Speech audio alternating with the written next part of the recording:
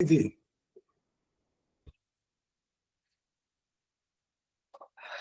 हाँ जी चलो जी, आचार्य जी। हाँ, मंत्र पाठ के लिए तैयार हो जाओ। मैं बताने वाला हूँ नाम। अभी मैं नाम ढूंढ रहा हूँ, यहाँ पर देख तो रहे हैं बहुत सारे नाम।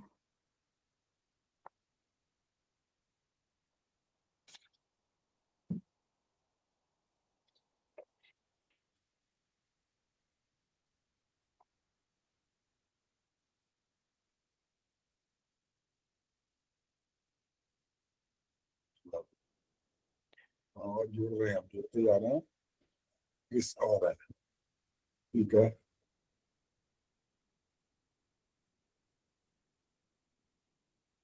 अच्छा, ये पहले वाले ही बताओ, जिन्होंने मंत्र में थोड़ी अशुद्धियां थी, उन्होंने दान किया कि नहीं किया? हाथ खड़ा करो, किस किस का नाम था पहले इसमें? अच्छा जी, पिछली बार मेरा नाम था, मैं अभी मंदिर नहीं गई हूँ, मैं दूंगी। अभी मंदिर नहीं गए हो?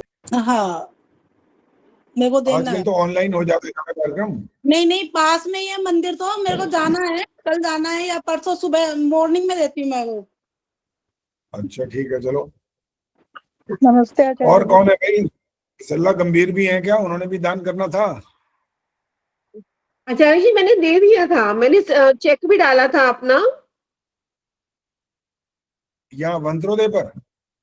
नहीं, हाँ, मंत्रोदय पे डाला था मैंने। आर्य दिल्ली प्रतिनिधि सभा में दिया है मैंने 11,000 रुपए का चेक, मैंने मंत्रोदय पे अच्छा डाला अच्छा, था। हाँ ठीक है, वो मैं देख लिया, ठीक है। हाँ, साधुवाद मैं में भी लिखा था। प्रतिनिधि सभा का ही दूंगी। जब मेरा नोट कर लो, मैं परसों दे दूंगी, परसों जाऊंगी जहाँ तक है। ठीक है जी, ठीक है जी। चलो रोशनी, आज तैयार हो जाओ, आपका नंबर है। आज रोशनी से सुनने वाले हैं। खा पी के तगड़ी हो रही है वैसे तो, और देखते हैं आज कितना तगड़ा सुनाती हैं ये। रोशनी, कौन सा सुनाना चाहते हो वैसे, आप बताओ। संध्या का या हवन का? अग्नि ज्योति ज्योति सुना दो आचार्य जी। कौन सा वाला? नहीं, बोल नहीं सुनाने। अच्छा चलो, आप बता दो फिर। आपको सुनाना होगा हवन का मंत्र। तो सुनते हैं आपसे, हवन चल ही रहा था पीछे। हवन का मंत्र आप सुनाइए। ओम उद्बुद्ध स्वाग।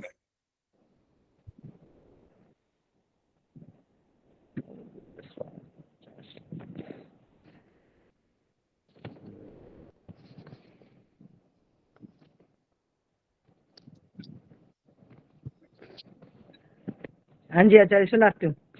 हाँ, शुरू ओम करिए। उद्बुद्ध स्वाग्ने प्रतिजागृहि त्वमिष्टापूर्ते संसेजेथामयं च अस्मिन् सधस्ते अद्युतस्मिन् विश्वे देवा यजमानश्च सीदत। गलतियां हैं। आपके पड़ोसन बताएंगे कहाँ गलती हुई है। जो मुस्कुरा रही हैं उनको ही बोल रहा हूँ मैं। उर्मिल मेरे को शर्मा को बोल आचार्य रहा जी, हूँ। हाँ जी। अद्युत और अस्मिन गलत बोला है। हाँ, ठीक नहीं बोला, वो घबरा गई यहाँ पर। हाँ जी, ऐसे ही इसमें कहती रहती है, गड़बड़ मैं हुई। उठ तैयारी बहुत करती हूँ, लेकिन यहाँ पर जब सुनाती हूँ तो मेरे को सुना नहीं पाती, कुछ ना कुछ हो जाता है। चलो जी, जुकाम अच्छा आता है दान जी, मेरे करने का बोला नहीं मौका जाता। मिला था। हाँ, चलिए अब हम 11वां समोल्लास आज प्रारंभ कर रहे हैं। आपको सबको सूचित किया हुआ है, और कुलभूषण जी ध्यान रखेंगे जो नियम बता रखा है आज, ताकि उनको पता लग जाए कि दंड व्यवस्था यहाँ भी लागू हो गई है। जो 3:15 बजे के बाद करेंगे उनको एंट्री नहीं मिलेगी। अब तो 41 तो आ चुके हैं इस समय, और अभी समय है, लेकिन हमने इसका अर्थ ये नहीं बोल दिया कि 3:15 बजे तक इंतजार करते रहो। वो विशेष परिस्थिति में कहा गया है कि आप कहीं बहुत ज्यादा बिजी हैं, कहीं गए हुए हैं, लौटने की कोशिश कर रहे हैं, तो भी आपको ऐसा प्रोग्राम बनाना है कि आप 3:15 बजे से पहले पहले जुड़ जाएं, नहीं तो आप जुड़ नहीं पाएंगे। चलिए, 11वां जो समोल्लास है अनुभूमिका से प्रारंभ कर रहे हैं। ये मैं पढ़ूंगा, इसके बाद आपको मौका दिया जाएगा, जिसको कहूंगा वो पढ़ेगा, लेकिन उनको पढ़ने का मौका दूंगा जिन्होंने स्वाध्याय किया होगा। जिन्होंने स्वाध्याय नहीं किया उनको मौका नहीं मिलेगा। अनुभूमिका। यह सिद्ध बात है कि 5 सहस्र वर्षों के पूर्व वेद मत से भिन्न दूसरा कोई भी मत न था। क्योंकि वेदों सब बातें विद्या से अविरुद्ध हैं। वेदों की अप्रवृत्ति होने का कारण महाभारत युद्ध हुआ। इनकी अप्रवृत्ति से अविद्यांधकार के भूगोल में विस्तृत होने से मनुष्यों की बुद्धि भ्रमयुक्त होकर जिसके मन में जैसा आया वैसा मत चलाया। उन सब मतों में 4 मत अर्थात जो वेद विरुद्ध, अब वो नाम आ रहे हैं, पुराणी अर्थात पौराणिक, जैनी जैन लोग, किरानी और पुरानी, किरानी माने क्रिश्चियन और पुरानी माने मुस्लिम, सब मतों के मूल हैं। वे क्रम से एक के पीछे दूसरा तीसरा चौथा चला है। इसका मतलब हुआ कि सबसे पहले जो पौराणिक है वो, फिर जैनियत शुरू हुए, फिर क्रिश्चियन मत शुरू हुआ, उसके बाद मुस्लिम मत शुरू हुआ। ये इसका मतलब है एक के पीछे एक चलने का मतलब। अब इन चारों की शाखा 1000 से कम नहीं है। इन सब मतवादियों, इनके चेलों और अन्य सबको परस्पर सत्य असत्य के विचार करने में अधिक परिश्रम न हो, इसलिए यह ग्रंथ बनाया है। ये स्वामी दयानंद जी ने आपको अनुभूमिका में समझा दिया गया कि ये ग्रंथ क्यों बनाया गया। ये जो 4 समोल्लास आ रहे हैं, 11वां 12वां 13वां 14वां, उसमें आपको क्या बताया जाएगा, ताकि जो ज्यादा परिश्रम आपको न करना पड़े, सारी बातें आपको संक्षेप से कहीं कहीं विस्तार से वो समझाएंगे। जो जो इसमें सत्य मत का मंडन और असत्य मत का खंडन लिखा है वह सब को जनाना अर्थात समझाना ही प्रयोजन समझा गया है। इसमें जैसी मेरी बुद्धि, जितनी विद्या और जितना इन चारों मतों के मूल ग्रंथ देखने से बोध हुआ है, उसको सबके आगे निवेदित कर देना मैंने उत्तम समझा है। क्योंकि विज्ञान गुप्त हुए का पुनर्मिलना सहज नहीं है। ये जो वाक्य मैंने पढ़ा, सरला गंभीर बताएंगी इसका मतलब क्या हुआ।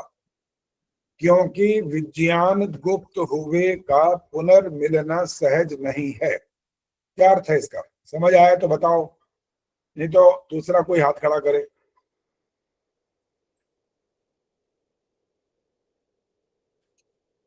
आचार्य जी, जो अभी ज्ञान की अनुभूमिका बात कहाँ से पढ़ रहे हैं? हमें तो कुछ समझ नहीं आ रही। अनुभूमिका चल रही है, 11वां समोल्लास से अरे पहले कहाँ है? हमें नहीं अनुभूमिका। पता कौन सी जगह पर लिखी हुई है। अनुभूमिका नहीं है आपके उसमें? हमारे पास तो 11वें नहीं है, समोल्लास सीधा से पहले एकादश अनुभूमिका देखो समोल्लास है। है। अच्छा नहीं, ठीक है, फिर आप सुनो एकादशा बस। समोल्लास है। इससे पहले वाला पृष्ठ जो है वहां अनुभूमिका है। अगर आपके यहाँ नहीं है तो सुनिए बस। इंदिरा डांगरी जी क्या अच्छी बोल रहे बात हैं, है, बोलो। मिल गया आचार्य जी, धन्यवाद। ठीक है, जी, ठीक यहाँ है। कहा गया है कि जैसे वेदों का जो ज्ञान है वो विज्ञान है और वो अब खो गया, क्योंकि ये महाभारत के युद्ध में काफी जो इस बात को जानते थे, जो इस जो समझदार थे, जो इसका अनुसरण करते थे, जो वेद पढ़ते थे, वो जो था वो धीरे धीरे समाप्त हो रहा था। और ऐसे लोग उठ के खड़े हो रहे थे जो कि अपनी उसमें अपना चलाना चाह रहे थे। तो विज्ञान गुप्त हुए का था, जो खो गया है हमारा विज्ञान, लोगों को नहीं मालूम है, उसको दोबारा से मिलना जो था वो इतना आसान नहीं था। क्योंकि जो लोग बीच में थे उनके अपने अपने इंटरेस्ट, क्या बोलेंगे, अपने अपने मतलब अपने इच्छाएं या अपनी इच्छाओं को पूरा करना उसके अंदर था। इसलिए मुझे तो यही समझ में आया था। ये जो पुनर्मिलना सहज नहीं है का अर्थ निकालना है, था का नहीं। था का मतलब तो था कि उस समय उनको मिल नहीं रहा था। महाभारत युद्ध के बाद ये परिस्थिति पैदा हुई है। वहां पर जितने जितने ज्ञानी विज्ञानी महापुरुष और बड़े बड़े विद्वान महारथी थे, उनको सबको जब महाभारत युद्ध के अंदर जीवन उनका समाप्त हो गया तो ये विज्ञान लुप्त हो गया। इसलिए ये सहज मिलना अब आसान नहीं रहा, क्योंकि जब विद्वान वो लोग रहे नहीं तो इसके बाद तो दोबारा जो पैदा होंगे, परिश्रम करेंगे, कोई ऐसा महाविद्वान पैदा होगा वो जाकर के बताएगा ना वेदों में क्या लिखा है। वो तो बचे ही नहीं। कितने हमने एक बार सारी ये पूरी आपको महाभारत की सारी क्वेश्चन किया था कि इसमें इस अक्षौहिणी में कितने सेना होती है, कितने हाथी, कितने घोड़े, ये कितने लाखों लाखों मर गए थे उसमें। तो सारे के सारे जो विद्वान थे उसमें बचे ही नहीं, कुछ लोग बचे थे बस गिने चुने। और वो गिने चुने भी आखिर इतने बड़े बुजुर्ग हो गए होंगे, वो भी कितना जिएंगे आखिर, मरना तो उनको भी पड़ेगा। इसलिए ये जो विज्ञान दोबारा से पुनर्मिलन जो कहना, पुनर्मिलना ये सहज नहीं है, आसानी से नहीं मिलता। ये कोई वास्तविक विद्वान होता है ना जो वेदों का, वो इस ज्ञान को आपको प्रदान कर सकता है, अन्यथा ये ज्ञान विलुप्त समझ लेना चाहिए। आगे चल रहे हैं आप। पक्षपात छोड़कर इसको देखने से सत्य असत्य मत सबको विदित हो जाएगा। पश्चात सबको अपनी अपनी समझ के अनुसार सत्य मत का ग्रहण करना और असत्य मत को छोड़ना सहज होगा। इनमें से जो पुराण आदि ग्रंथों से शाखा शाखांतर रूप मत आर्यावर्त देश में चले हैं, उनका संक्षेप से गुण दोष इस 11वें समुल्लास में दिखलाया जाता है। हिंदुत्व जिसको बोलते हैं, हिंदू धर्म है, बहुत सारे इसके नाम रखे जा सकते हैं। पौराणिकता की जो बात की जा रही है उनकी मुख्य बात इस 11वें समुल्लास में बताई जाएगी। आगे क्या कह रहे हैं महर्षि दयानंद, इस मेरे कर्म से यदि उपकार न माने तो विरोध भी न करे, क्योंकि मेरा तात्पर्य किसी की हानि व विरोध करने में नहीं, किंतु सत्य असत्य का निर्णय करने कराने का है। इसी प्रकार सब मनुष्यों को न्याय दृष्टि से वर्तना अति उचित है। मनुष्य जन्म का होना सत्य असत्य का निर्णय करने कराने के लिए है, न कि वाद विवाद विरोध करने कराने के लिए। इसी मत मतांतर के विवाद से जगत में जो जो अनिष्ट फल हुए, होते हैं और आगे होंगे, उनको पक्षपात रहित विद्वज्जन जान सकते हैं। जब तक इस मनुष्य जाति में परस्पर मिथ्या मत मतांतर का विरुद्ध वाद न छूटेगा, तब तक अन्योन्य को आनंद न होगा। यदि हम सब मनुष्य और विशेष विद्वज्जन ईर्ष्या द्वेष छोड़ सत्य असत्य का निर्णय करके सत्य का ग्रहण और असत्य का त्याग कराना चाहें, तो हमारे लिए यह बात असाध्य नहीं है। यह निश्चय है कि इन विद्वानों के विरोध ही ने सबको विरोध जाल में फंसा रखा है। यदि ये लोग अपने प्रयोजन में न फंसकर सबके प्रयोजन को सिद्ध करना चाहें, तो अभी ऐक्य मत हो जाएं। इसके होने की युक्ति इसकी पूर्ति में लिखेंगे। सर्वशक्तिमान परमात्मा एक मत में प्रवृत्त होने का उत्साह सब मनुष्यों के आत्माओं में प्रकाशित करे। अभी कैमरा सिर्फ इंदिरा टांगरी दिखाई दे रही है, बाकी सबका बंद है। पता नहीं वो कह रहे हैं हमने खोल रखे हैं तो यहाँ तो दिखाई भी नहीं दे रहे कोई। नहीं, आचार्य से खुला हुआ है हमारा। चलो ठीक है, अब कोई बात नहीं है। अभी कोई परीक्षा तो होने रही है, वैसे भी पढ़ना ही है, तो इसमें अब देखो अब दिखाई देने लग रहे हैं ना आगे कितने सारे। या तो आप बंद कर देते हो या मेरे बोलने पर ऐसा कोई जादू हो जाता है कि सब दिखाई देने लग जाते हैं। तो ये जादू बार बार करना पड़ेगा, इसका मतलब आचार्य जी हम ये सारा भर गया, देखो सब दिखाई दे रहे हैं इतने सारे के सारे। पहले पता नहीं क्या हो गया है। और आप कहते ही हो कि हम तो कैमरा ऑन करके बैठे हैं। अब हाथ खड़ा करिए, अब इसलिए कैमरा ऑन करना पड़ता है, तो हाथ खड़ा करवाना है ना, पूछना है जो होमवर्क आपको दिया था किस किसने किया है, हाथ खड़ा करिए।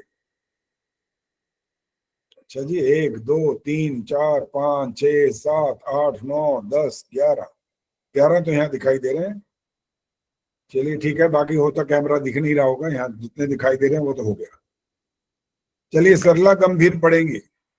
और अब एक बात का ध्यान रखिएगा, मैंने आपको ये पढ़ने के लिए इसलिए बोला था कि जब आप पढ़ते हैं ना तो पढ़ने का अर्थ होता है दूसरे को समझ में आ जाए बात। और जो क्लिष्ट होगी कोई बात तो वो मैं नहीं कह रहा, उसका कोई गारंटी नहीं ले सकता कि वो बात सबको आप समझा पाओगे, ये आवश्यक नहीं है। और मेरे लिए भी ये कोई आवश्यक नहीं है कि मेरे को भी सारी की सारी बातें सब कुछ आती होंगी, मेरे को भी हो सकता है कुछ ना आता हो, ऐसे भी संभावना है। तो पढ़ने का ढंग ऐसा होना चाहिए कि जिससे आप खुद समझ पाओ कि आप बोल क्या रहे हो, और दूसरे के भी पल्ले पड़ रहा हो कि आप वाक्य जो रचना करते हो बोलने के लिए वो ठीक होनी चाहिए। सरला जी शुरू करिए। अथ आर्यवर्तीय मत खंडन मंडने विद्यास्यामः।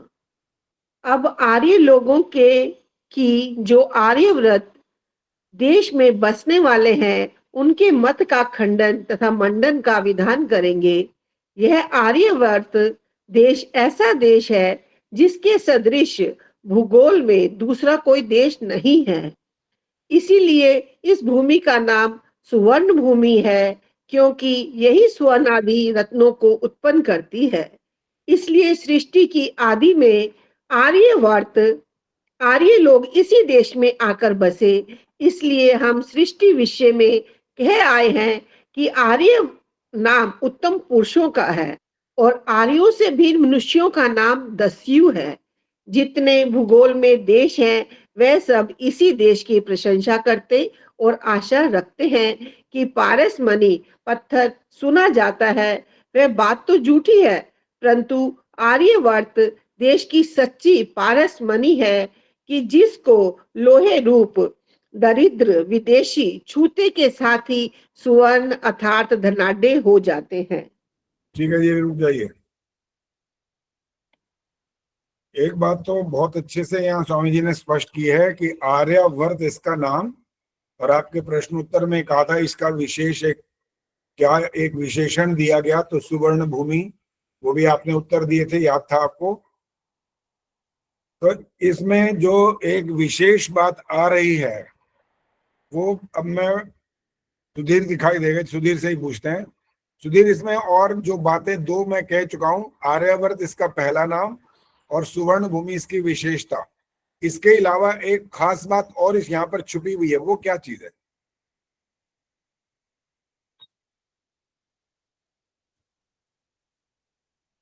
सुधीर भाई ध्यान नहीं आ रहा था। ध्यान नहीं है, बाकी हाथ खड़ा कर सकते हैं। अब एक हाथ खड़ा है, उर्मिल ने भी खड़ा किया। चलो पहले सरला गंभीर बताएंगे क्या खास बात छुपी है यहाँ पर। ये स्वर्ण आदि रत्नों को उत्पन्न करती है। नहीं, और कोई बात नहीं, जो भी इसमें पढ़ लिया वो भी अनुकूल है, गलत नहीं है। हाँ जी, प्रेम जी बोलो, क्या चीज और विशेष है क्या? इसको आर्यवर्त देश ही सच्चा पारस मणि है। ये भी है, ठीक है। इसके अलावा और, अब और सिर्फ आपने नहीं बताना होता, जितना आप बोलते हो वो आपका समय समाप्त हो जाता है। इसके अलावा जो और हाथ खड़े हैं उनसे पूछूंगा। उर्मिल शर्मा बताएंगे। जो आर्य नाम है वो उत्तम पुरुषों का है और बाकी जो है वो सब दस्यु हैं। ये भी ठीक है, आगे और चलो अभी। हाँ जी, इंदिरा टांगरी जी बोलो। नहीं आचार्य जी, यही सब मैं सोच रही थी, पर ठीक उन्होंने है, बोल दिया। बस ठीक है, कोई बात नहीं, उसको भी रिपीट नहीं करना। गायत्री गुप्ता बोलिए। आर्य लोग ही यहाँ आकर बसे। दोबारा बोलो। आर्य लोग ही यहाँ आकर बसे।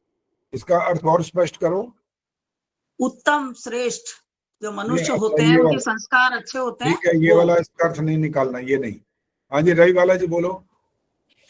जो विदेशी लोग इस देश में आते हैं वो इसको छूते ही धनाढ्य बन जाते हैं। अच्छा, ये वाला भी है, ओके। वैसे इसमें से पढ़ने जो जितनी बातें बोल रहे हो ना, और मैं जो विशेष बात पूछ रहा हूँ वो यहाँ पर वैसा वाक्य लिखा हुआ नहीं है, इसलिए मैंने आपसे पूछा है। वरना तो ये तो सब आप पढ़ चुके हो, उसकी बात मैं कर ही नहीं रहा हूँ। सुनीता अरोड़ा जी बताइए। सृष्टि के आदि में आर्य लोग देश में आकर बसे, इसीलिए इसका नाम आर्यवर्त पड़ा। और जो जिसका स्थान होता है उसी के नाम से नेम प्लेट होती है, स्थान का नाम होता है। हाँ, लगभग आप पहुंच गए, नजदीक आप पहुंच गए हो। देखो, जो हमारे देश के अंदर आज भी ये बात पढ़ाई जाती है बच्चों को कि आर्य लोग बाहर से आए, यहाँ कोई और रहते थे, ये कहा गया है। बस यही सत्यानाश हो गया यहीं पर। हमें यहीं पर एक और लॉजिकली सोचना होता है कि अगर ये आप बात मान ले एक मिनट के लिए कि आर्य यहाँ नहीं थे, कुछ और यहाँ पहले रहता था इनसे। तो क्वेश्चन ये है कि उन्होंने जो यहाँ रहते थे, अभी ये समझने के लिए वाक्य बोला जा रहा है, उन्होंने आर्यों के नाम से अपने देश का नाम क्यों रखा? कोई और रहता था, चले एक मिनट के लिए मान लेते हैं। तो जैसे आप अपना घर बनाओगे तो अपना घर बनाने का मतलब थोड़ी आप मेरा नाम लिख दोगे बाहर, मेरा नाम लिख करके आगे भवन या कुटीर या कुछ और ऐसा आप मेरे नाम से क्यों करोगे? अपने नाम, अपने पिता के नाम, अपने भाई के नाम, अपने परिवार के नाम, अपने वंश के नाम, अपनी जाति जो लगाते हो पीछे उसके नाम, मेरे नाम तो कभी नहीं करोगे, चाहे कुछ भी हो जाए। इसलिए ये बात जो गलत प्रचारित की गई है आज तक, वो गलत ही है, ठीक नहीं है। क्योंकि सबसे पहला नाम, अब ये वाली बात आ गई, आर्यावर्त इसका नाम है, ये सुवर्ण भूमि है। अब बाकी आपने जो कहा, जो इसको छू जाता है विदेशी और वो दरिद्र नहीं रहता, फिर वो वीर हो जाता है, तो सारी बातें बात बिल्कुल इसके साथ समझ आएंगी जब जमती हैं। लेकिन ये बात सबसे पहले जरूरी अपने बच्चों को भी बताना बहुत जरूरी है कि आर्य लोग बाहर से कहीं से नहीं आए, यहीं के थे, यहीं सबसे पहले वो यहीं आकर के बसे, यहाँ और कोई नहीं था। और दूसरा एक शब्द भी बताएगा, दस्यु, दुष्ट अर्थात, दो ही होते हैं बस, और बाकी तो दुनिया भर की जितनी जातियां फातियां बनाई हम सब ने अपने आप बना लिए हैं बस। किसी ने कोई नाम रख लिया, किसी ने कुछ और लिया, कोई ठाकुर बन गया, कोई बनिया बन गया, कोई ये बन गया, फिर उनके और नाम ढूंढते ढूंढते भाषाओं के माध्यम से पीछे पूंछ लगाते चले गए और अकड़ में आते चले गए। हम ये, हम वो, हम ये कर देंगे, हम वो कर देंगे, सारा सत्यानाश और होना शुरू हो गया। दो थे बस, एक अच्छा और एक बुरा, बस सीधी सी बात। और इसमें कहां पर है वो? हर जगह पर है, कोई भी हो, चाहे हिंदुस्तान हो चाहे कहीं और किसी देश की बात करो, एक अच्छा होता है एक बुरा होता है। और ये नहीं कि जो अच्छा होता है वो 100% अच्छा होता है, ये मतलब नहीं है इसका। और बुरे का मतलब ही 100% नहीं होता, 100% नहीं होता कुछ भी, उनमें कुछ अनुपात होता है, बस ये फर्क होता है। क्योंकि हम कैसे होते हैं, हम आत्मा है, अल्पज्य हैं, हमारे अंदर पूर्णता की कोई ऐसी बात हो ही नहीं सकती है। तो जो हमारी एक ऐसी रेखा खींची गई है, अति नहीं कर सकते, उस सीमा के अंदर हमको रहना होता है। तो उस कारण से अच्छे जो श्रेष्ठ हैं वो आर्य, और जो श्रेष्ठ नहीं है वो अनार्य या दस्यु भी उनका नाम से बोल दिया गया। आगे बढ़िए जी।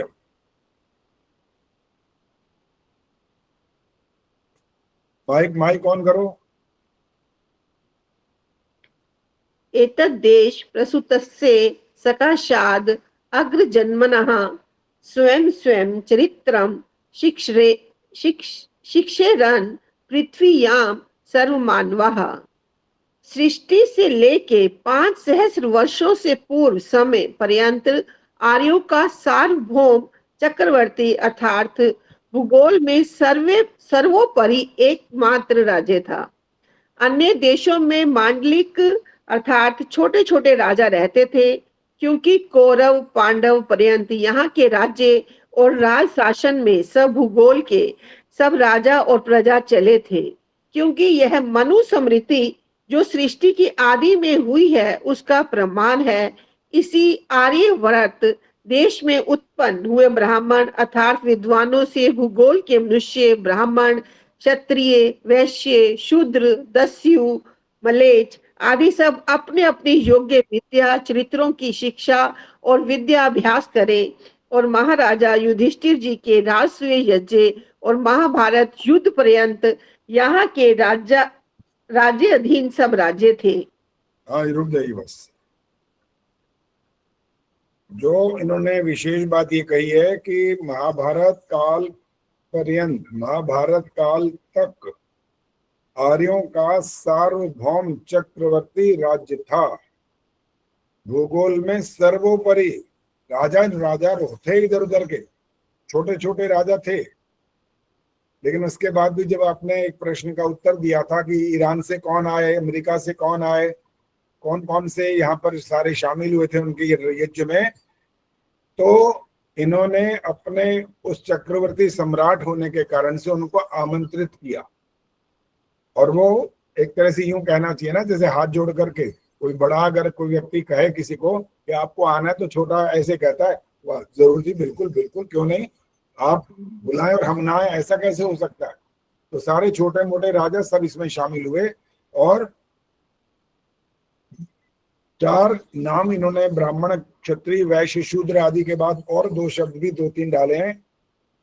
दस्यु, म्लेच्छ आदि सब अपने अपने योग्य विद्या चरित्रों की शिक्षा और विद्याभ्यास करें।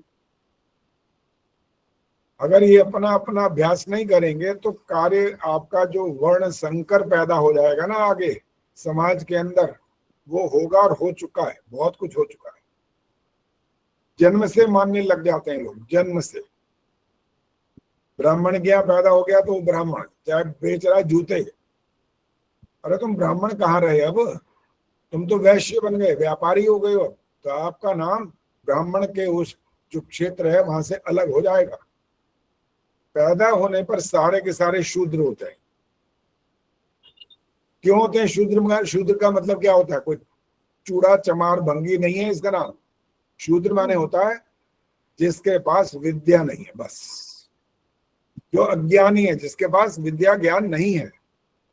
इसीलिए इसके लिए सूत्र था, जन्मना जायते शूद्र, जन्म से सब शूद्र होते हैं। ब्राह्मण के यहाँ पैदा होगा तब भी वो शूद्र कहलाएगा। जब वो विद्वान बनेगा, अपने गुण कर्म स्वभाव के अनुसार आचरण करेगा, उसका कार्य हो जाएगा। ब्राह्मण के 6 कर्तव्य बताए गए हैं बाकायदा। राज चावला जी बताएंगी वो 6 कर्तव्य क्या होते हैं ब्राह्मण के। क्या करता है वो ब्राह्मण 6 काम? क्या दे? बोलो। क्या पूछा? क्या पूछा है आचार्य जी? ब्राह्मण के 6 काम कौन कौन से होते हैं ये पूछा है। वो जज करना करवाना और विद्या पढ़ाना, बच्चों को शिक्षा देना और पढ़ाना और शिक्षा देना एक ही बात है। हाँ जी, पढ़ाना और शिक्षा देना तो एक हुआ। सत्योपदेश करना, वो भी एक ही सत्योपदेश बात है, करना। वो भी एक ही बात है। सिर्फ अब तुकबंदी शुरू हुई है आगे। 2 ठीक बताए, तीसरा भी चल गया, चौथे को तीसरे में डाल दिया और 2 आगे के वैसे ही रह गए। रवि बाला जी बोलो। अच्छा, दक्षिणा देना और लेना। जिसका नाम दक्षिणा नहीं बोल सकते यहाँ पर, इसका नाम कुछ और है। कुलभूषण जी बताएंगे, कुलभूषण जी। आचार्य जी, दान, दान लेना और दान देना। हाँ, विद्या पढ़ना, विद्या पढ़ाना, यज्ञ करना, यज्ञ कराना, दान देना, दान लेना। अर्थात ब्राह्मण का ठेका दान लेने में नहीं है केवल। और समझ ये रखा है सब पंडितों ने कि लो भाई हमें दान दे जाओ। ये जो दोष है ना, इसी कारण से समाज के अंदर जो दोष आते हैं वो ये समझने लगते हैं, फिर जो उनके शिष्य होते हैं या उनके यजमान होते हैं वो समझ जाते हैं कि ये जो व्यक्ति है ना, ये सही अपने नियम का पालन नहीं करता, इससे संबंध रखना नहीं चाहिए, इसको बुलाना नहीं चाहिए आगे से। ये थोड़ी कहा कि जिस यजमान के आप हवन कराने गए और आप उसी को ही दान देकर आ जाओगे वापिस, ऐसा थोड़ी है। जिसकी आवश्यकता उसको दो, ये मतलब है इसका। आपने वहां पर यज्ञ कर्म कराया, आपको दक्षिणा मिली, दान भी मिलता है। तो पहले तो विवाह संस्कार होते थे ना, जब मैं भी जाता था, मैंने बहुत कराए, 1000 से भी ऊपर। तो हम भी उनको कहते थे कि दान दो। और वो मैं दान अपने लिए नहीं मांगता था, उनको बोलता था मैं आर्य समाज के लिए दान चाहिए, क्योंकि एक श्रेष्ठ कर्म कर रहे हो, एक बड़ा भारी आप अपने आश्रम का परिवर्तन कर रहे हो। तो आप अगर इस वर्ष इस अवसर पर बच्चों को ये शिक्षा नहीं दोगे कि तुम्हें समाज की पालना करनी है, भाई समाज चलेगा कैसे, संस्था आगे बढ़ेगी कैसे? संस्था का कोई अपना कुछ बिजनेस थोड़ी चल रहा है। लेकिन आजकल खूब चल रहा है, आजकल तो आर्य समाज में पीछे नहीं है इस मामले, और दुकानें लगा रखी है नीचे। और जब उनको देखना होता है कि भाई चलो बारात भी यहाँ ठहर जाएगी, यहाँ पर अब बारात भी खत्म हो गई, ये वाली बातें नहीं रही है। अब तो बैंक्वेट हॉल हो गए बस। पहले कुछ समय पहले तो फिर वहां पर शराब चल पड़ती थी, फिर वहां लड़ाई झगड़े शुरू होते थे, वहां पर सिगरेट पीने वाले पिए जा रहे थे, ये बहुत सारे दोष हुआ करते थे।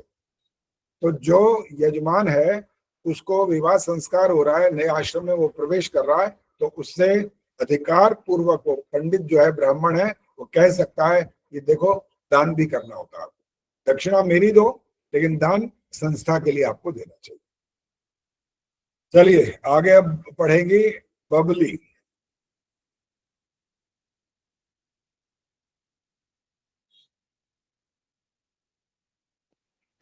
नमस्ते आचार्य जी। नमस्ते जी।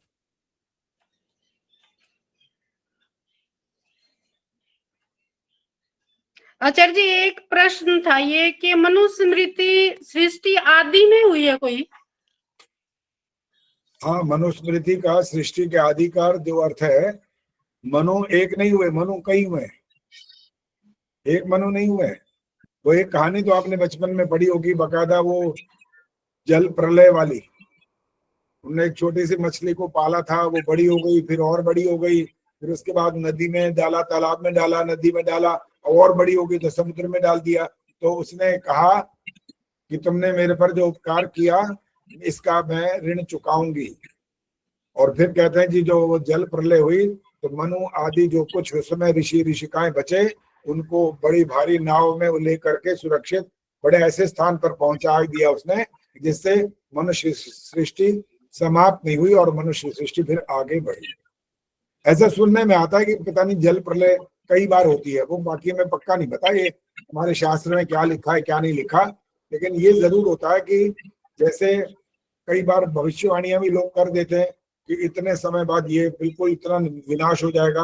और आजकल वो सृष्टि का विनाश हो या ना हो, लेकिन बहुत सारे क्षेत्र जो हमारे देश के अंदर है विनाश चल रहा है। आप रोज टीवी देख रहे हो और समाचारों में दिख रहा है कि पहाड़ दरक रहे हैं, नदियों में उफान आ चुका है, बाढ़ आई हुई है, घरों में पानी घुस गया, दुकान मकान सब जा रहे हैं। ये भी एक छोटी मोटी प्रलय कहलाती है। अब वो अच्छा, हमारे पास भी बिल्कुल पास में ही है, 5 मिनट का रास्ता, वहां पे 7 लोग मर गए कल शाम को। बहुत भयंकर समय स्थिति चल रही है। और आज जहाँ मैं आचार्य बैठा जी था, इस प्रकार से दिखाई दे रहा है, बहुत जबरदस्त अभी ऐसी बारिश आ रही थी। इस समय फिलहाल तो नहीं आ रही, लेकिन आगे का दिखना ही बंद हो गया था। रुकी नहीं आचार्य जी आचार्य दिल्ली में भी आ गई बाढ़, हाँ जी, दिल्ली में तो ये आ गई है, मनुष्य अभी मेरे से बात बात कर हुई। रहे हैं वो प्रारंभ में भी होंगे जरूर। अब ये कौन सी है ये हमें नहीं पता, आदि सृष्टि का उन्होंने नाम दे दिया बस। आगे चलो पढ़िए जी। महाराजा युधिष्ठिर जी के राजसूय यज्ञ और महाभारत युद्ध पर्यंत यहाँ के राज्याधीन सब राज्य थे। सुनो, चीन का भगदत्त, अमेरिका का बब्रू वाहन, यूरोप के विडालाक्ष अर्थात मार्जार के सदृश आंख वाले यवन जिसको यूनान कह आए हैं, और ईरान का शैल्य आदि सब राजा राजसूय यज्ञ और महाभारत युद्ध में आज्ञा अनुसार आए थे। जब रघुगण राजा थे तब रावण भी यहाँ के अधीन था। जब रामचंद्र के समय में विरुद्ध हो गया तो उसको रामचंद्र ने दंड देकर राज्य से नष्ट कर उसके भाई विभीषण को राज्य दिया।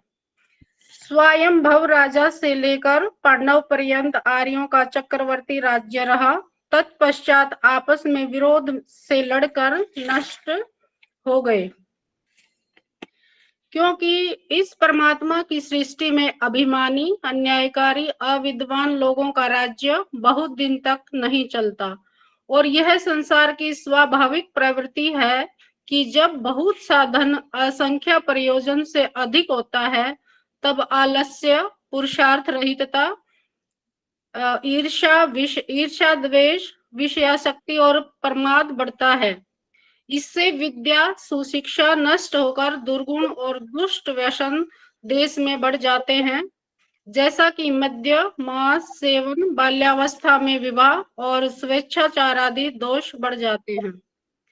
और जब युद्ध विभाग में युद्ध विद्या का कौशल और सेना इतनी बढ़े कि जिसका सामना करने वाले भूगोल में दूसरा न हो, तब उन लोगों में पक्षपात, अभिमान बढ़कर अन्याय बढ़ जाता है। जब ये दोष हो जाते हैं तब आपस में विरोध होकर अथवा उनसे अधिक दूसरे छोटे कुलों में से कोई ऐसा समर्थ पुरुष खड़ा होता है कि उनका पराजय करने में समर्थ होवे। जैसे मुसलमानों की बादशाही के सामने शिवाजी, गोविंद सिंह जी खड़े होकर मुसलमानों के राज्य को छिन्न भिन्न कर दिया। अथ किमे तैर्वा परेण्ये महाधनुर्धरा चक्र वर्तिनः केचित् सुद्युम्न भूरि धूम्नेन्द्र द्युम्न कुवल यावशयवो यवनाश्व दद्रश्वाश्व पतिश्व विन्दु हरिश्चन्द्राम्बरीश ननक्तु सर्यातीय नरण्याक्षये नादयः अथ मरुत् भरत प्रभृतयो राजानः। हाँ रुक जाइए।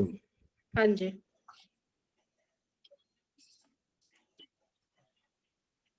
प्रवीण सेठिया जी माइक ऑन करो।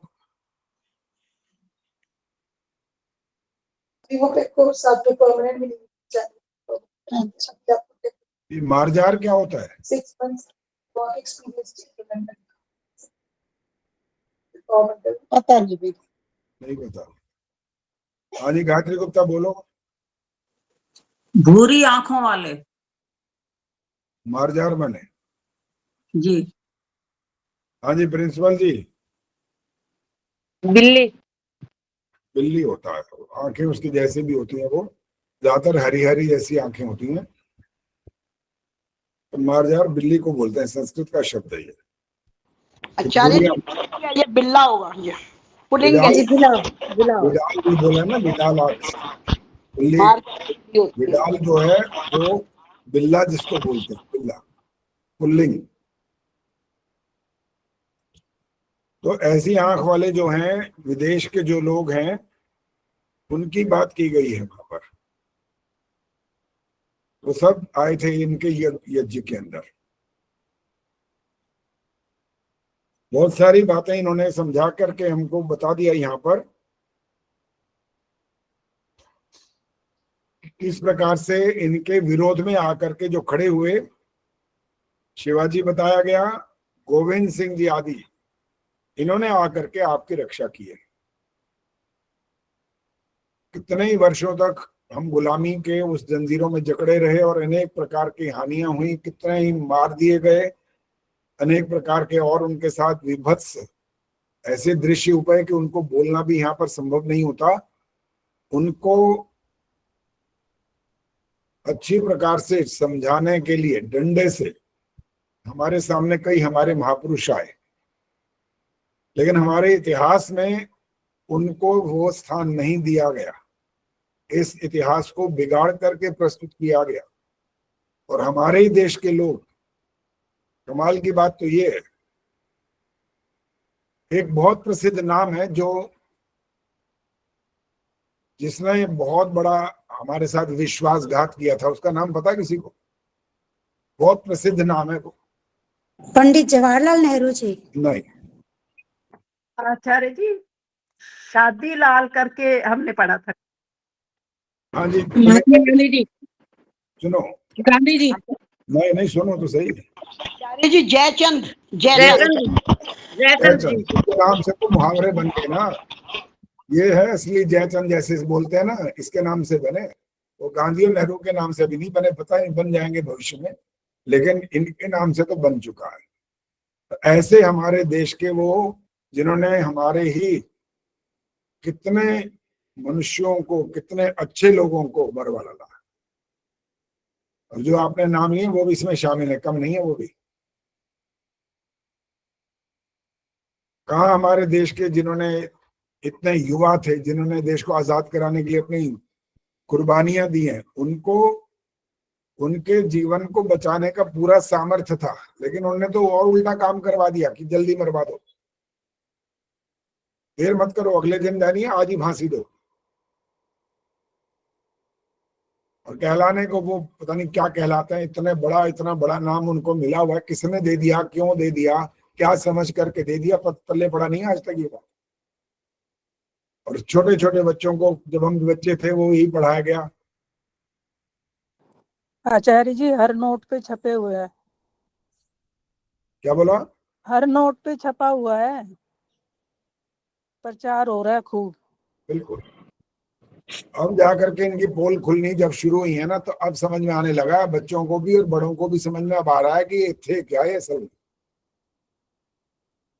वहां से जब अलग होकर आए, दोनों देश अलग अलग हुए और यहाँ जब पहुंच रहे हैं तो इन्होंने कह दिया यहाँ नहीं, अंदर आपकी जगह नहीं है, मुस्लिम की लोगों की जगह है, आप इसमें नहीं रह सकते। कड़कती ठंड के अंदर उनको बाहर निकलवा दिया और कहलाए इन्हें को कहलाए राष्ट्रपिता।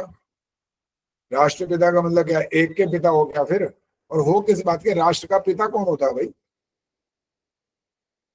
जो सारे राष्ट्र का पिता। नहीं, वो बात नहीं है कि वो राष्ट्र सारे राष्ट्र का पिता हो, तो अगर योग्यता ऐसी हो, इतना निष्पक्ष ढंग से वो व्यक्ति काम करे, तब तो फिर भी चलो मान ले 1 मिनट के लिए, अन्यथा किस बात का राष्ट्रपिता। तो बहुत सारे जो दोष हुए महाभारत के बाद, जब भाई भाई आपस में लड़ मरे ना, तो उसके बाद तो फिर सत्यानाश तो होना ही होना था, सीधी सी बात। कोई बाहर का होता है ना, कोई दूसरा होता है, उससे लड़े और अपना भाई आकर के सहयोग करे, तब तो समझ में आती है कि भाई दूसरे तो तीसरा जो बाहर से आ गया उसको मार करके हम अपने मिल करके फिर रहे, वो लोग बात तो वैसे ही खत्म हो गई। चाचा ताऊ के बच्चे लड़ मरे आपस में, तो समझ लो विनाश आ गया। इसमें आगे एक वाक्य आएगा, विनाश काले विपरीत बुद्धि आएगा, और उसके जो अर्थ हैं उसके हिसाब से हमने एक थोड़ा सा इसमें परिवर्तन करा हुआ है अपने हिसाब से। विनाश काले विपरीत बुद्धि, कौन बताएगा भाई इसका असली मतलब क्या होना चाहिए? दो चार ये पुष्पलता बोलेंगे। हाँ, पुष्पलता ठहर। हाँ जी बोलो जी। विनाश के समय जब हमारी बुद्धि उल्टे हो जाती है और हम जो हमको सीधा समझाते हैं वो भी हमें उल्टा लगता है, हमारी हित की बात भी हमें हितकारी नहीं लगती। विनाश के समय में हमारी बुद्धि उल्टी हो जाती है, ये कह रहे हो ना? नहीं जी, हाँ। अच्छी बात भी हमें गलत लगती है, अपनी जो हित की बात है वो भी हमें अहितकारी लगती है। अच्छा, चलो सविता बोलेंगे आगे। आचार्य जी, वैसे तो आपने तो यही बताया हुआ है कि जब बुद्धि विपरीत होती है तभी विनाश होता है। बिल्कुल ठीक, यही तो है, असली कारण तो यही होता है। खराब हुई खोपड़ी खराब तो विनाश काल तो आएगा ही, पक्की बात है। फिर जब बुद्धि अच्छी होगी तो विनाश काल किस बात का भाई? विनाश काल के कारण तो होने चाहिए ना उपस्थित, और वो कारण यही होता है मुख्य, तो कि हमारी बुद्धि खराब और हमने गलत काम किया तुरंत। विनाश काल तब उपस्थित होता है जब बुद्धि विपरीत होती है, लेकिन बना हुआ यही है, विनाश काले विपरीत बुद्धि। विनाश काल में बुद्धि विपरीत हो जाती है। अगर उसको भी अगर वही का वही अर्थ भी लेना तो भी कोई असंगत नहीं होगा, वो भी लगता है, उसका अर्थ भी निकाला जाता है। जब विनाश काल आ गया, ठीक है, अब यहां से अर्थ निकलेगा, विनाश काल आ गया। अब विनाश काल का मतलब है कोई मुसीबत आ गई तो कहते ना मुझे तो कुछ सूझ ही नहीं रहा, मैं क्या करूं। ये वाला वाक्य हमारे मुंह से निकलता था, मुझे तो पल्ले नहीं पड़ा, मैं करूं तो करूं क्या, कहाँ जाऊं, ये करूं वो करूं, इसका ये अर्थ भी निकलता है। वो दूसरा जो अर्थ हमने बताया वो भी बिल्कुल ठीक है, जब उल्टी बुद्धि हो जाएगी तो विनाश काल तो आ ही जाएगा फिर। अब एक बच्चे को जिसको आपने कहा भाई वो बार बार आपसे कहता रहा पापा या मम्मा मेरे को गाड़ी दिलवाओ गाड़ी दिलवाओ गाड़ी दिलवाओ, गाड़ी भैया आप जान पी गया हमारी, ठीक है बड़ा भी हो गया, आप इसको दे देते हैं, गाड़ी ले दी। अब विनाश काले विपरीत बुद्धि को यहाँ पर जोड़ेंगे तो विनाश काले विपरीत बुद्धि का ये अर्थ नहीं होगा विनाश काल में बुद्धि विपरीत होगी, यहाँ पर होगा जब बुद्धि विपरीत होगी तो विनाश काल आ जाएगा, क्योंकि गाड़ी गलत चलाएगा तो विनाश काल तो आएगा ही आएगा। फिर जवानी का जोश होगा ना, वो सोचेगा कि वाह अब तो हवा में उड़ना है, मेरे को गाड़ी थोड़ी चलानी है, अब तो सबको दिखाना है कि मैं कैसे तेजी से गाड़ी कैसे मोड़ता हूँ और किचर किचर किचर किचर आवाज निकालूंगा, देखेंगे लोग वाह वाह क्या गाड़ी चला रहा है। ये नहीं पता कि गाड़ी पलट गई और तेरा राम नाम सत हुआ। फिर तो विपरीत बुद्धि के कारण से विनाश काल उपस्थित हो जाता है, इसलिए ये भी बिल्कुल उपयुक्त है इसका अर्थ। चलो जी आगे बढ़िए। अब इत्यादि प्रमाणों से सिद्ध है कि सृष्टि से लेकर महाभारत पर्यंत चक्रवर्ती सार्वभौम राजा आर्य कुल में ही हुए थे। अब इनके संतानों का अभाग्योदय होने से राज भ्रष्ट होकर विदेशियों के पादाक्रांत हो रहे हैं। जैसे यहाँ सुद्युम्न, भूरिद्युम्न, इंद्रद्युम्न, कुवलयाश्व, यवनाश्व, वज्रध्रस्व, अश्वपति, शशबिंदु, हरिश्चंद्र, अम्बरीश, ननक्तु, सरयाति, ययाति, अरण्य, अक्षसेन, मरुता और भरत सार्वभौम सब भूमि में प्रसिद्ध चक्रवर्ती राजाओं के नाम लिखे हैं। वैसे स्वयंभवादी चक्रवर्ती राजाओं के नाम स्पष्ट मनुस्मृति, महाभारत आदि ग्रंथों में लिखे हैं। इसको मिथ्या करना अज्ञानी और पक्षपातियों का काम है। प्रश्न रुक जाओ, ये सारा इन्होंने स्वयंभू ये बता दिया ना, स्वयंभू आदि जो ऋषि मुनि हुए उनका जो प्रमाण है उसमें जो अगर ये कहेगा कि मैं तो मानता नहीं तो वो फिर बुद्धिमान नहीं कहलाएगा, क्योंकि जो ऋषि लोग हैं ना उनका कार्य होता है जो बात जैसी है उसको बिल्कुल वैसी की वैसी कहना। हमने सत्य वाला प्रश्न भी आपसे किया था और उसमें कहा था सत्य बोले, सत्य कहे, सत्य माने, सत्य लिखे, सत्य करे, वही होता है जो बुद्धिमान होता है, सत्यवादी। तो ऐसे जो लोग हैं उनको ऋषि कहा जाता है, और वो जो बात कहते हैं और हमारे सामने प्रस्तुत करते हैं, जिस समय हमारे जैसे लोग उस समय उपस्थित नहीं होते, उनका जन्म पता नहीं कितनी सदियों बाद भी होता है, तो वो इतिहास कहलाता है फिर वो वाला जो ऋषियों ने हमारे सामने प्रस्तुत किया। और उसको जो झुठलाए वो खुद झूठा कहलाता है, वो इतिहास झूठा नहीं कहलाता, क्योंकि वो किसी मनुष्य के द्वारा रचा गया बनाया गया नहीं है। यही अंतर होता है बस। और अब जो कुछ आपके सामने प्रस्तुत किया गया वो पीछे 100 साल पीछे चले जाओ या 70-80 साल पहले, तो जितना कोई ऋषि ने नहीं लिखा है वो सब इन क्या बोले, इनके नाम के साथ ऐसा शब्द बोला भी शर्म आती है कभी कभी कि ऐसे मूढ़ लोग हैं, ऐसे स्वार्थी लोग हैं, इतना गलत इतिहास इन्होंने हमारे सामने प्रस्तुत कर दिया कि पूरा का पूरा आवा का आवा ही इन्होंने बिगाड़ कर रख दिया है। चलिए अब करिए प्रश्न, आप शुरू करिए। आचार्य जी। हाँ जी। नमस्ते। मैं ये पूछ रही थी, ऊपर से तीसरी लाइन, राज भ्रष्ट होकर विदेशियों के पादाक्रांत का अर्थ? पादाक्रांत माने पैरों तले कुचले जाने जी, उनके वश में रहने, उनके गुलाम बनने।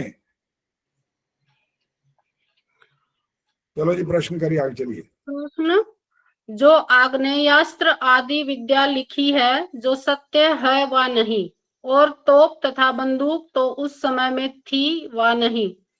उत्तर, यह बात सच्ची है, ये शस्त्र भी थे, क्योंकि पदार्थ विद्या से इन सब बातों का संभव है। प्रश्न, क्या ये देवताओं के मंत्रों से सिद्ध होते थे? उत्तर, नहीं, ये सब अस्त्र पदार्थों से सिद्ध करते थे। वे मंत्र अर्थात विचार से सिद्ध करते और चलाते थे।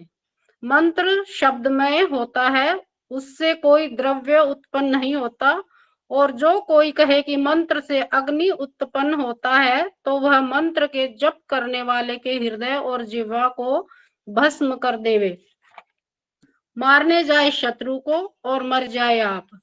इसलिए मंत्र नाम है विचार का, जैसा राजमंत्री अर्थात राजकर्मों का विचार करने वाला कहता है, वैसा मंत्र अर्थात विचार से सब सृष्टि के पदार्थों का प्रथम ज्ञान और पश्चात क्रिया करने से अनेक प्रकार के पदार्थ और क्रिया कौशल उत्पन्न होते हैं। हाँ जी, रुक जाइए अभी। आग्नेयास्त्र सुना हुआ है ना आपने? जी आचार्य जी। आग्नेयास्त्र, वारुणास्त्र, पाशुपतास्त्र, बहुत सारे ऐसे नाम थे जिससे उस समय में महाभारत काल से पीछे भी, जो पीछे वाला इससे युग था, रोशनी बताएंगे इससे पीछे वाला युग कौन सा था? महाभारत से पीछे द्वापर था आचार्य जी। महाभारत जी द्वापर था, इससे पीछे मैंने पूछा है। हाँ जी आचार्य जी, मैं बताऊं? बताओ बताओ। त्रेता था क्या? त्रेता युग। और उस समय जब आपने रामायण सीरियल में देखा, राम का और रावण का युद्ध तो अंत में बाद में हुआ, उससे पहले जितना हुआ, इतने सारे बड़े बड़े, उनके पास भी महारथी कम नहीं थे। जब वो चलाते थे अस्त्र शस्त्र आदि तो दिखाते थे टीवी में, ऐसे इधर से चला एक, इधर से चला, और यहाँ करके जो वो इसमें से जो निकलता था, अगर इन्होंने तो खैर हमारे सामने कोई दृश्य प्रस्तुत करना था, वरना वहां पर भी तो अस्त्र शस्त्र थे ना, आग्नेयास्त्र अग्नि बाण, वारुणास्त्र जहां से पानी की धाराएं निकल जाएंगी। आज भी आपके पास ऐसे बहुत सारे हैं। तो अगर आप आज इन पर विश्वास करते हो कि ऐसा संभव है, तो पहले संभव क्यों नहीं है? पहले भी संभव है फिर। और जो आज के युग में जब उनको हवाई जहाज की बात करते हैं कि भाई हवाई जहाज का निर्माण इतने साल पहले हुआ, और वहां पर तो त्रेता युग में रावण के विमान की बात आ जाती है। नाम याद है आपको? कौन सा नाम था उसका? पुष्पक विमान। पुष्पक विमान। देखो, जब तक कोई नाम हमारे सामने आता है तो इसका मतलब उसका कार्य करने का भी हमारे सामने संबंध जुड़ता है। नाम नहीं पता तो काम कहां से हो जाएगा? नाम तो पता होना चाहिए। नाम सामने आ गया, काम सामने आ गया, और वो विमान से जाता था आता था। राजा है भाई आखिर। आपके पास और मेरे पास तो विमान नहीं है ना। क्यों नहीं है? हमें पता है क्यों नहीं है। लेकिन जब हमारा प्रधानमंत्री, हमारे देश के बड़े बड़े लोग जो होते हैं, बहुत बड़े बड़े, जो जिनके पास बहुत धन है, वो अपना अपना विमान रखते हैं बाकायदा। अमेरिका में भी एक स्थान है जहां पर हर एक के घर के आगे विमान खड़ा, छोटे विमान बनाते हैं वो। तो बहुत सारे ऐसे बातें जो प्रामाणिक हैं वो हमारे सामने प्रस्तुत होती रहती हैं, और उनको मानना ये हमारा कर्तव्य बनता है। एक सेकंड, ये बंद होने वाला है, मैं इसका कनेक्शन नहीं लगा पाया, लगा रहा हूं 1 मिनट।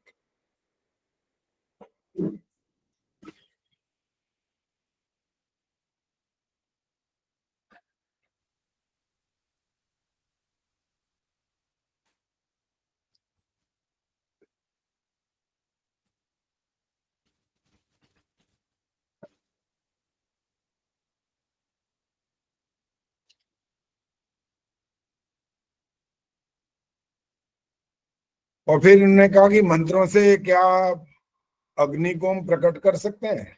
आजकल के तो झोला छाप जो है ना, वो तो प्रकट करते हैं, लेकिन कैसे प्रकट करते हैं वो साइंटिफिक बात है असल में। और दिखाने को ये दिखाते हैं कि हमारे मंत्र उच्चारण करने से अग्नि पैदा हो गई है। मंत्र उच्चारण से नहीं होती। वो टीवी में आजकल इन सब बातों की अच्छी प्रकार से पोल खोल के रखी हुई है। एक नारियल, ऐसा नारियल ले लेते हैं, उसके अंदर पहले से ही रख देते हैं भर के, और ऊपर से जल का जब छिड़काव होता है तो जल जाता है। बस कहते देखो मंत्र पाठ कर रहे थे, देखो हो गया कि नहीं।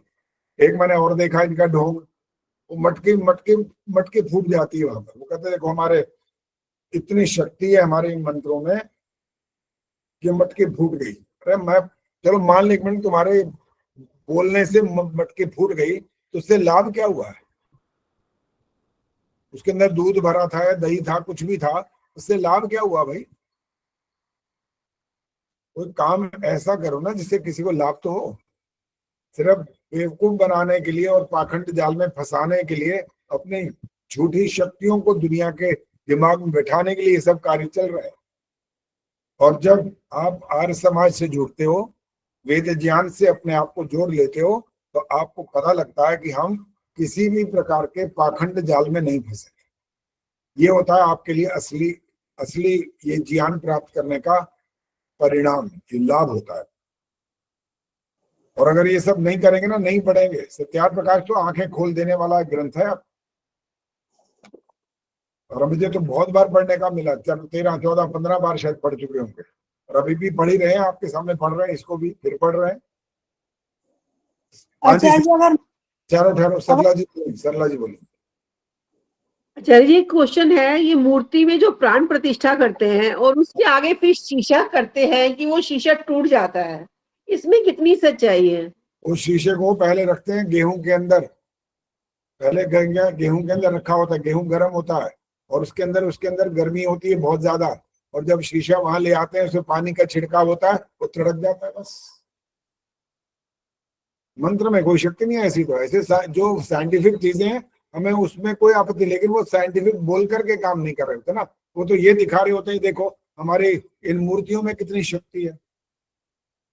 जब मूर्तियों में शक्ति होती है तो मंदिर के अंदर ही बलात्कार हो जाता है, मंदिर के वहां से गहने चुरा लिए जाते हैं उस मूर्ति के ऊपर से, तो कहाँ गई वो तुम्हारी शक्ति? फिर प्राण प्रतिष्ठा करने का मतलब, अरे प्राण प्रतिष्ठा की तुम बात कर रहे हो तो तुम्हारे अपने घर के अंदर जब किसी की मृत्यु हो जाती है, प्राण प्रतिष्ठा कर लो ना, क्यों नहीं करते फिर?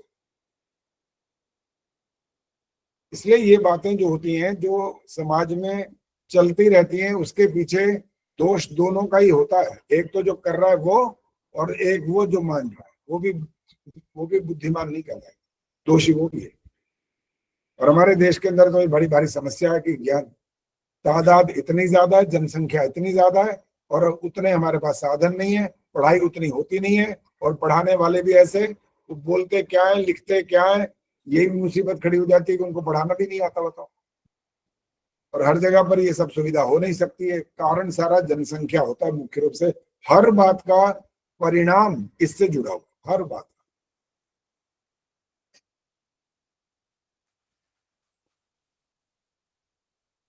इसीलिए बहुत सारे नियम अब बनते जा रहे हैं। हमारे प्रधानमंत्री जी ने बहुत कुछ कर दिया, काफी काम हो गया, और भी आगे चल रहा है अभी। अच्छा है, चलेगा तो कुछ बात बनेगी, वरना तो फिर पता नहीं आगे क्या होगा, हम जानते नहीं अभी। चलो जी आगे चलें। हाँ जी प्रिंसिपल जी आप पढ़ेंगे। चंद्रकांता जी आगे बढ़ो। आचार्य जी मुझे थोड़ी मोतियाबिंद की प्रॉब्लम है, थोड़ी गलती हो तो क्षमा कीजिएगा। अच्छा चलो कोई बात नहीं, ठीक है पढ़ो। आप पढ़िए।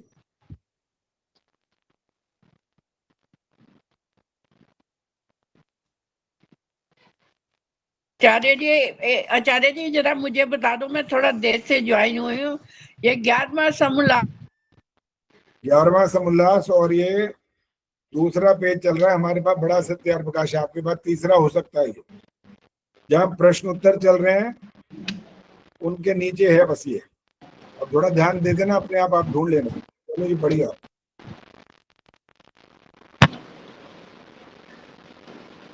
जी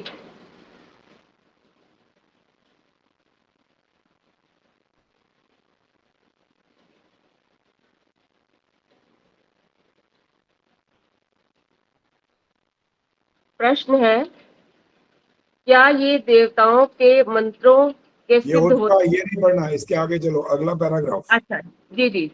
जैसे कोई एक लोहे का बाण का गोला बनाकर उसमें ऐसे पदार्थ रखे कि जो अग्नि के लगाने से वायु में धुआं फैलने और सूर्य की किरण व वायु के स्पर्श होने से अग्नि जल उठे, इसी का नाम आग्नेय शास्त्र है।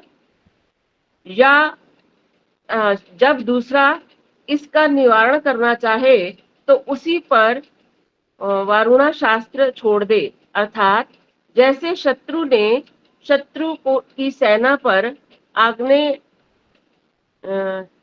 आग्नेयास्त्र छोड़कर नष्ट करना चाहा, वैसे ही अपनी सेना की रक्षार्थ सेनापति वरुणास्त्र से आग्नेयास्त्र का निवारण करे।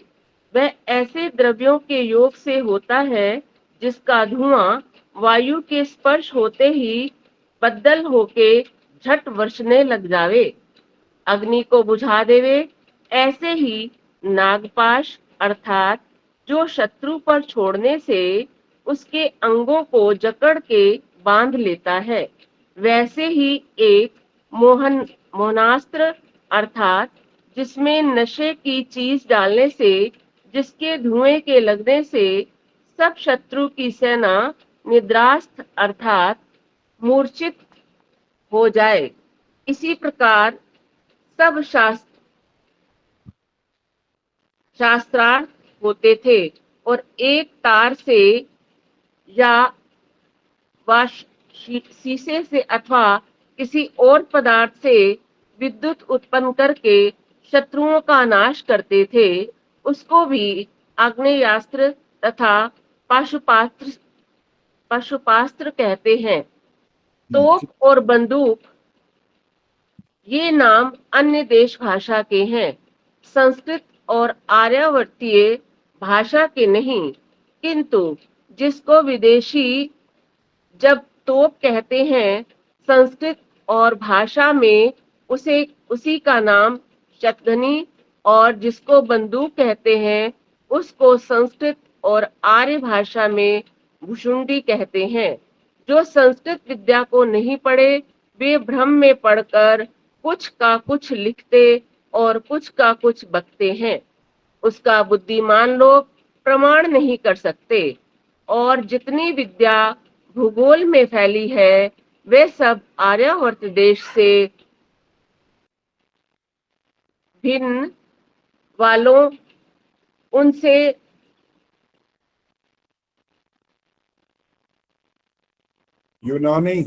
यूनानी उससे रूस और उससे यूरोप देश में, उससे अमेरिका आदि देशों में फैली है। आज अब तक जितना प्रचार संस्कृत विद्या का आर्यावर्त देश में है, उतना किसी अन्य देश में नहीं। जो लोग कहते हैं कि जर्मनी देश में संस्कृत विद्या का बहुत प्रचार है और जितना संस्कृत मोक्षपुलर साहब पढ़े हैं उतना कोई नहीं पढ़ा, यह बात कहने मात्र है, क्योंकि यस्मिन् देशे द्रुमो नास्ति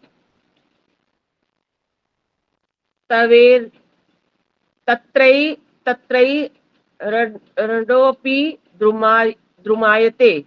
अर्थात जिस देश में कोई वृक्ष नहीं होता, उस देश में एरंड ही को बड़ा वृक्ष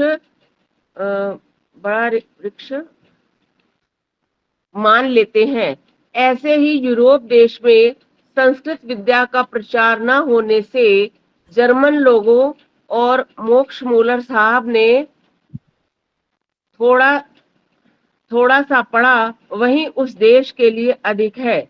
परंतु आर्यावर्त देश को और देखें तो उसको बहुत न्यून गणना है, क्योंकि ऐसे जर्मनी देश निवासी के एक प्रिंसिपल के पत्र में जाना है कि जर्मनी देश में संस्कृत चिट्ठी का अर्थ करने वाले भी बहुत कम हैं और मोक्षपुलर साहब के संस्कृत साहित्य और थोड़ी सी वेद की व्याख्या देखकर मुझको विदित होता है कि मोक्षपुलर साहब ने इधर उधर आर्यवर्तीय लोगों की हुई ढीका देखकर कुछ यथा तथा लिखा है, जैसा कि बाजी रुक जाइए जी। इन्होंने बकायदा प्रमाण दे दिया वहां पर कि उन्होंने वहां पर उसका अर्थ घोड़ा किया है।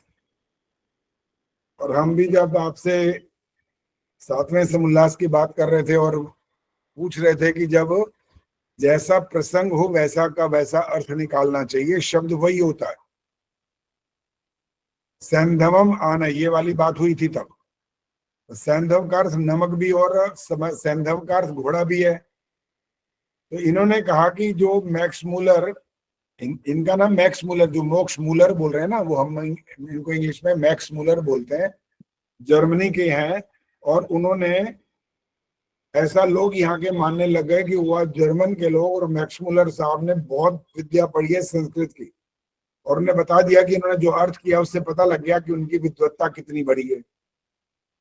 इस शब्द का क्यों और कैसे अर्थ निकाला जाना चाहिए ये उनको पल्ले नहीं पड़ा, क्योंकि जब तक हमारे पास वैदिक सिद्धांतों का ज्ञान नहीं होगा आप ठीक अर्थ तक नहीं पहुंच सकते, बेशक उस शब्द का अर्थ वो भी हो जो वो बोल रहे हैं। तो बहुत आवश्यक होता है कि वो उसका अर्थ लगाना, निकालना, समझना, और जब ठीक अर्थ आप समझ जाएंगे तो आप दूसरों को भी ठीक अर्थ समझा पाएंगे। आगे सुन लीजिए, बोलना नहीं। अब इस मंत्र का अर्थ घोड़ा किया है, इससे तो जो सायण आचार्य ने सूर्य अर्थ किया है वो अच्छा है, परंतु इसका ठीक अर्थ परमात्मा है। सो मेरी बनाई ऋग्वेद आदि भाष्य भूमिका में देख लीजिए, उसमें इस मंत्र का अर्थ यथार्थ किया है। इतने से जान लीजिए कि जर्मनी देश और मोक्ष मूलर साहब में संस्कृत विद्या का कितना पांडित्य है। तो घोड़ा अर्थ करेंगे तो हमें पता लग गया ना उनको पास उनकी विद्वत्ता कितनी बड़ी है। और एक और नाम लिया जिसने सायण आचार्य ने क्या अर्थ किया, सूर्य। ने कहा ये फिर भी उससे ठीक है, लेकिन वास्तविक इसका अर्थ क्या है, ईश्वर, परमात्मा। यह निश्चय है कि जितनी विद्या और मत भूगोल में फैले हैं वे सब आर्यावर्त देश ही से प्रचारित हुए हैं। देखो, एक गोल्ड स्टकर साहब पेरिस अर्थात फ्रांस देश निवासी अपनी बाइबल इन इंडिया में लिखते हैं कि सब विद्या और भलाइयों का भंडार आर्यावर्त देश है और सब विद्या तथा मत इसी देश से फैले हैं, और परमात्मा की प्रार्थना करते हैं कि हे परमेश्वर, जैसी उन्नति आर्यावर्त देश की पूर्व काल में थी वैसी ही हमारे देश की कीजिए। लिखते हैं उस ग्रंथ में, देख लो। ये जो आपसे बाइबल इन इंडिया वाले में ये प्रश्न किया गया था गोल्ड स्टकर, तो क्या लिखते हैं वो आपने इसका उत्तर दिया था, तो यहाँ पर उसको थोड़ा और विस्तार से बता दिया गया। तथा दाराशिको बादशाह ने भी यही निश्चय किया था कि जैसी पूरी विद्या संस्कृत में है वैसी किसी भाषा में नहीं। वे ऐसा उपनिषदों के भाषांतर में लिखते हैं कि मैंने अरबी आदि बहुत सी भाषाएं पढ़ी, परंतु मेरे मन का संदेह छूटकर आनंद न हुआ। जब संस्कृत देखा और सुना तब निसंदेह होकर मुझको बहुत बड़ा आनंद हुआ। देखो, काशी के मान मंदिर में शिशुमार चक्र को, कि जिसकी पूरी रक्षा भी नहीं रही है तो भी कितना उत्तम है, जिसमें अब तक भी खगोल का बहुत सा वृत्तांत विदित होता है। जो सवाई जयपुराधीश उसको संभाल और टूटे फूटे को बनवाया करेंगे तो बहुत अच्छा होगा। परंतु ऐसे शिरोमणि देश को महाभारत के युद्ध ने ऐसा धक्का दिया कि अब तक भी यह अपनी पूर्व दशा में नहीं आया, क्योंकि जब भाई को भाई मारने लगे तो नाश होने में क्या संदेह। ये जो इन्होंने मान मंदिर की जो बात की है, काशी का मान मंदिर, ऐसे ही दिल्ली में भी एक ऐसी चीज है जो हमारी इसी प्रकार की जो ख्याति है उसको बताती है। सुनीता अरोड़ा जी, क्या चीज है वो? नहीं आचार्य जी, जो आप पूछ रहे हैं मैं उसी को बता रही हूँ। अच्छा, दिल्ली है और ये जयपुर में भी है, उसी विषय में कहा गया है। ये मान मंदिर शिशुमार चक्र समय की अवधि को बताने वाला। ठीक है, दिल्ली में भी है इसी से मिलती जुलती चीज है, वो क्या है? उर्मिल शर्मा बोलो। सर आचार्य जी, जंतर मंतर। जंतर मंतर आचार्य जी। हाँ जी, ठीक है। जंतर मंतर में भी सूर्य की किरणों के माध्यम से आपको समय की जानकारी मिलती है। और वहां पर ऐसा एक भूल भुलैया भी है, अंदर घुस जाओ ना तो फिर बाहर निकलने में आपको नानी याद आ जाती है कई बार। तो इधर से घुसो तो आगे रास्ता बंद, उधर से निकलो तो बंद, अब बड़ा मुश्किल हो जाती है। और जो तो थोड़ा जवान है ना, वो तो एक के ऊपर चढ़ चढ़ा के दीवार से बाहर छलांग मारते हैं कि भैया ये कहाँ फंस गए, निकलने के रास्ता ही नहीं मिल रहा। तो इस प्रकार के ज्ञान विज्ञान से युक्त हमारे देश के अंदर कोई किसी प्रकार की कमी नहीं थी। और बहुत बार कहते हैं कि इंडिया की खोज कौन है? वास्को डी गामा था, मैं क्या पता नहीं किसका नाम बोलते हैं, कोलंबस किसी का नाम है। Vasco D gamma. हाँ, वास्को डी गामा, उसने खोजा, उसने ये किया।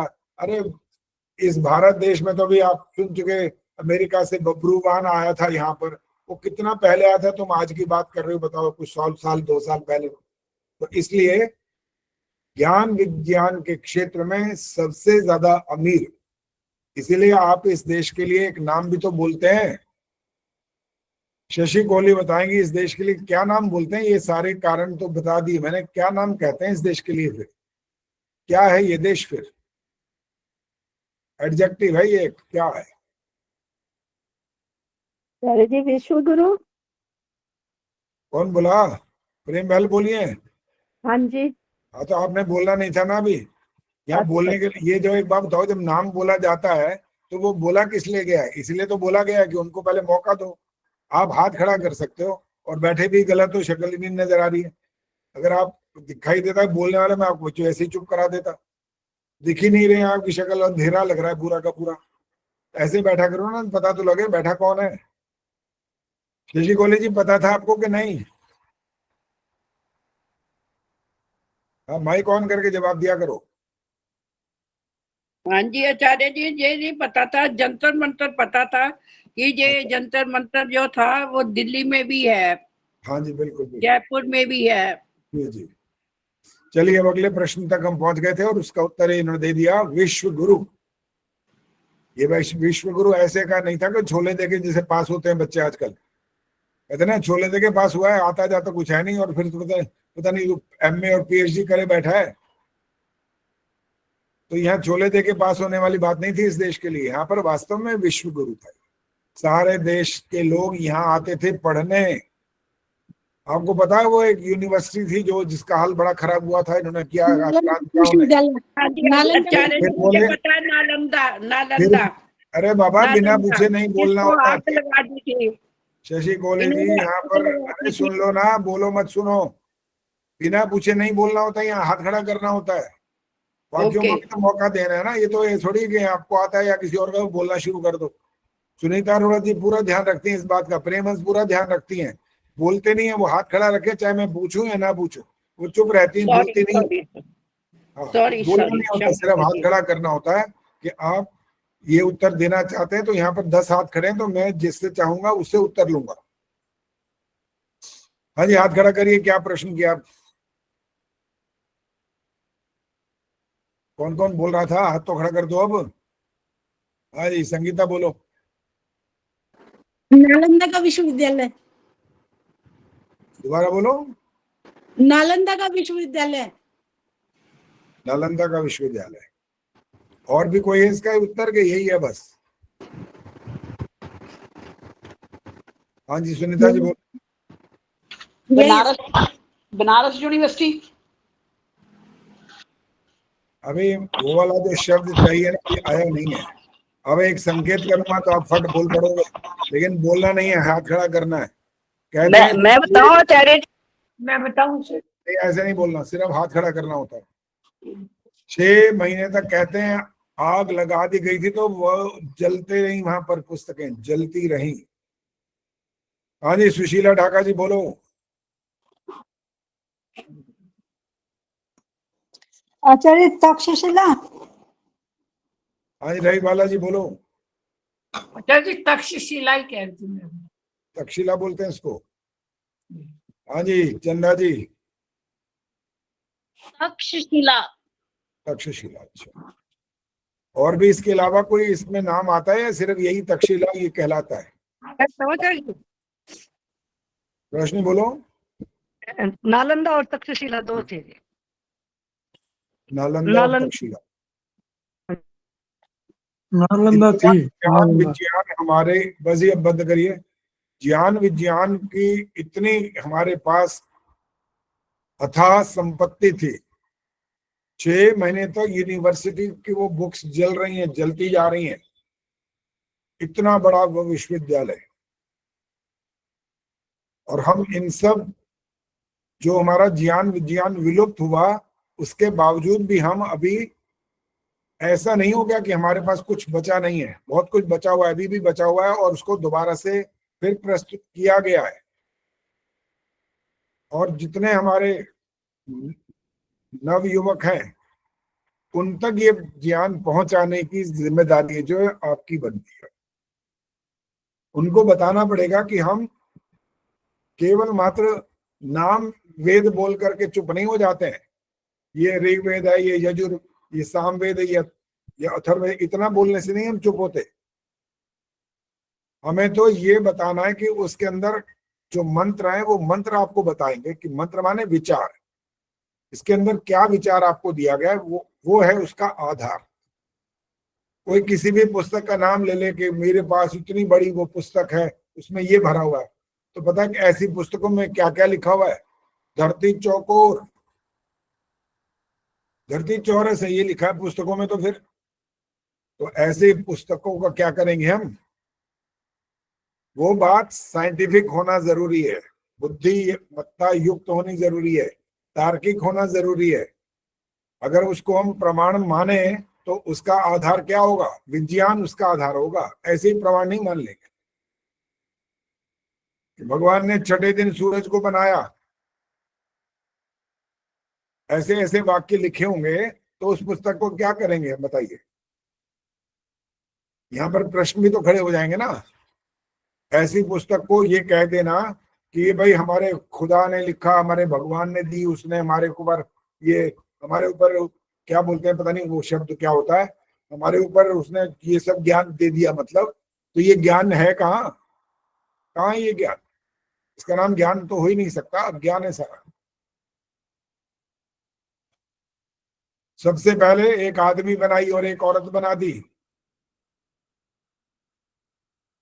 अब मैं ये जो बनादी वाला शब्द इसने इस्तेमाल कर लिया कि एक आदमी और एक औरत बना दी, तो हमारा प्रश्न तो वहीं खड़ा हो जाएगा कि एक और एक ये क्यों बनाए भाई, और बना दिए तो दो ये कहां से आ गए, अगर ये दो आ गए तो ज्यादा क्यों नहीं आए, सारे प्रश्न खड़े हो जाएंगे। और आज के बच्चे तो इन प्रश्नों को करेंगे, लेकिन हमारा दुर्भाग्य फिर भी हमारे देश का कि हमारे बच्चे हमारे ज्ञान विज्ञान को स्वीकार ही नहीं करते। क्यों?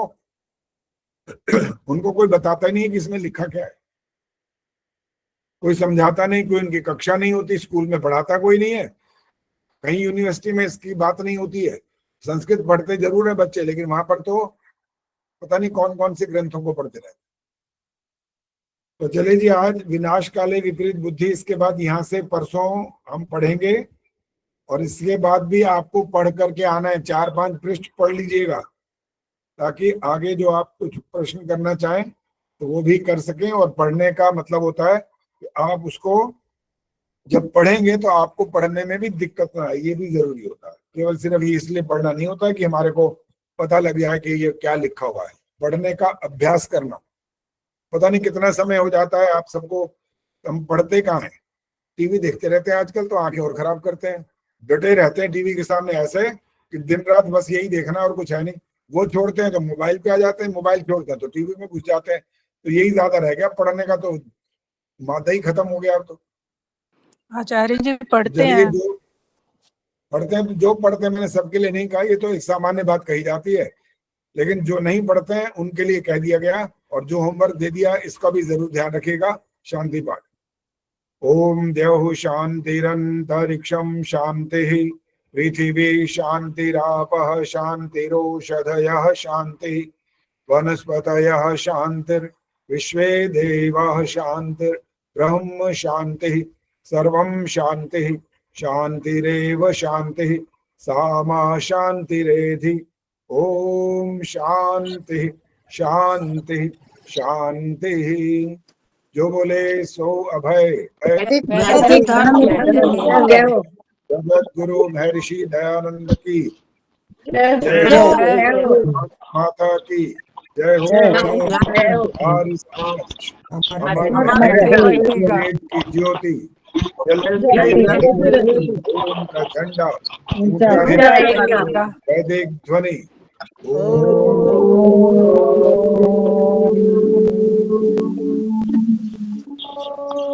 वैदिक अभिवादन सभी को